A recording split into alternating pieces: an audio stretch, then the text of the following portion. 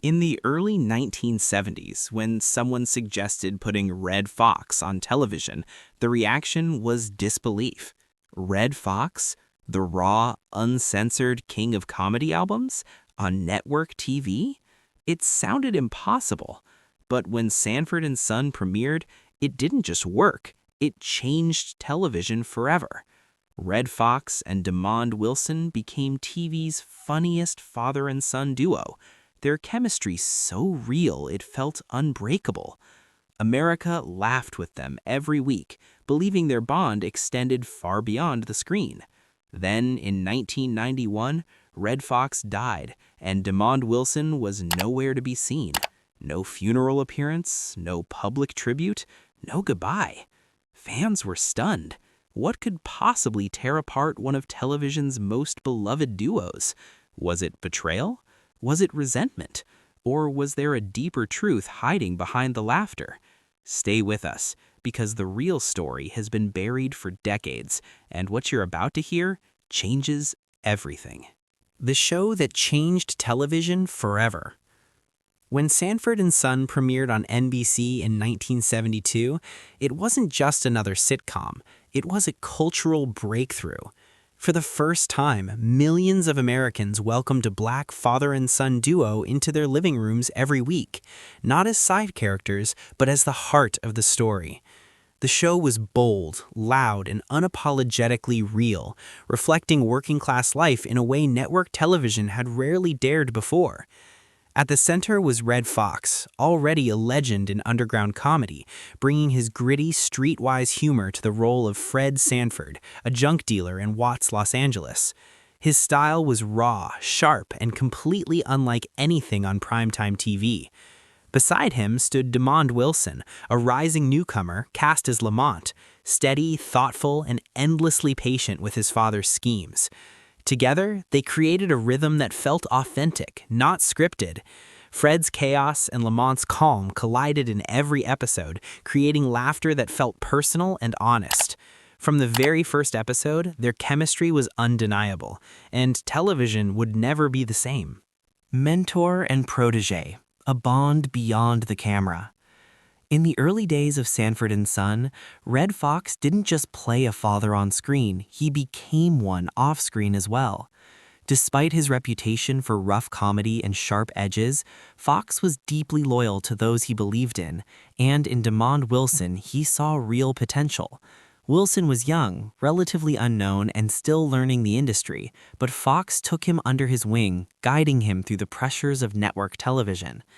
Behind the scenes, Fox advocated for Wilson in ways few stars would. He pushed NBC executives to give Wilson better billing, more recognition, and a clear place as co-lead, not just a supporting actor. To Fox, their partnership mattered. The show worked because their relationship worked, and he treated Wilson like a younger brother he needed to protect. For a while, their bond mirrored the show itself, a tough, complicated father figure mentoring a son with promise. They laughed together, rehearsed together, and built trust that made their on-screen chemistry feel real. At that moment, nothing suggested it would all fall apart. Success brings pressure, and pressure brings conflict. By 1974, Sanford and Son had become one of NBC's highest-rated shows. Viewers loved its mix of outrageous humor and sharp social commentary, and Red Fox was suddenly one of the most recognizable faces on television. But as the ratings climbed, so did Fox's frustration. Behind the scenes, he felt he was being treated unfairly by the very network making millions off his talent. Fox compared his paycheck and working conditions to those of white TV stars with similar ratings, and the gap was impossible to ignore. He complained about poor treatment, a substandard dressing room, and a lack of respect that went far beyond money. To Fox, it wasn't just a contract dispute. It was a symbol of racial inequality in an industry that expected him to deliver greatness without receiving it in return. Jet magazine captured his anger clearly at the time, reporting that Fox believed NBC's actions were rooted in discrimination. He felt punished for being both successful and black. What began as quiet frustration slowly turned into open confrontation, and the breaking point was coming fast. The walkout that split a family.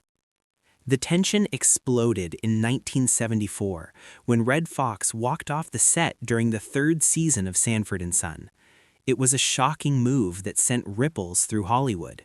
NBC responded swiftly, suspending him and refusing to negotiate immediately. Instead, they chose to continue the show without its star, writing Fred Sanford out by claiming he had gone to St. Louis. In his absence, the network introduced a new character, Grady Wilson, played by Whitman Mayo, to fill the void. While Mayo brought warmth and humor, fans immediately felt something was missing. Without Fred Sanford, the heart of the show seemed gone. Behind the scenes, Demond Wilson was left in an impossible position. With Foxx gone, he became the center of the series almost overnight. Publicly, Wilson expressed hope that Foxx would return. Privately, however, the decision to keep working would change everything. What NBC saw as survival, Foxx would later see as betrayal, and the relationship between them would never be the same again. Loyalty tested, the moment everything changed. With Red Fox gone, Demond Wilson found himself standing alone at the center of Sanford and Son. The show had to go on, contracts had to be honored, and the cameras kept rolling. Publicly, Wilson remained calm and respectful, often crediting Foxx for giving him his big break and expressing hope that his co-star would return. But behind the scenes, the pressure was crushing. Foxx, watching from the outside, expected more.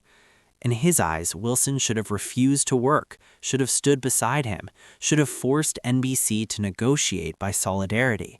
Instead, Wilson kept filming, doing interviews, and holding the show together. To Foxx, that choice felt like a betrayal. To Wilson, it was survival. He was still early in his career, bound by contract, and risking everything if he walked away. The same loyalty that Foxx demanded was the very thing that could have destroyed Wilson's future. From that moment on, trust between them quietly collapsed.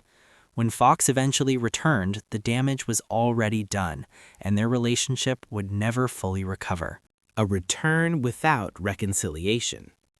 When Red Fox finally returned to Sanford and Son, it looked like a victory. NBC met many of his demands, granting him a major salary increase, improved working conditions, and more creative control. Fred Sanford was back, and the ratings quickly recovered. To the audience, everything seemed normal again. But behind the scenes, the warmth was gone. The easy laughter between Foxx and Wilson had disappeared, replaced by polite distance and professional restraint. They still delivered flawless performances, but the emotional bond that once powered the show was broken. Foxx never forgot that Wilson hadn't stood with him, and Wilson, now disillusioned, began to see Foxx as volatile, demanding, and increasingly self-focused. What had once been a partnership now felt like a business arrangement. Scenes were filmed, lines were delivered, and then the two men went their separate ways.